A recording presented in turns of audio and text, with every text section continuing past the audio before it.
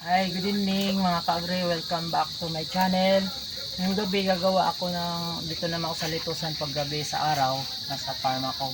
So kanina, tinigil ko to ng umaga pero ngayon itutuloy ko yung paglilinis ng mga styro cup kasi gagamitin ko to paulit-ulit para makatipid tayo at di rin natin to hindi rin to nakakasira sa kalikasan kasi ginagamit ko siya paulit-ulit kaysa itapon at masama ito sa kalikasan. So ngayon gabi itutuloy ko itong paglilinis kasi importante din po sa litos na nalinisan siya ng maigi. Tinatanggal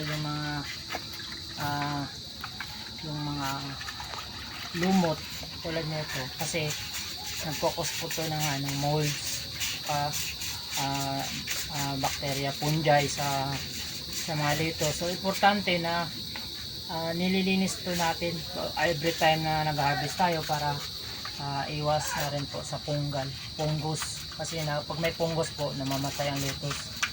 So ito dapat malinis tayo. Importante na malinis tayo lagi sa ating mga ginagawa para hindi po tayo masisiraan ng tanim kasi pag namatay nalulugi tayo, mahal ang buto. Kaya sa mga gusto pang mag-alaga ng lettuce na katulad nito, kailangan may tiyaga tayo kasi hindi tayo pwedeng basta lang magtanim okay na. So kailangan pa rin na meron tayong management, proper management sa lalo sa kalinisan.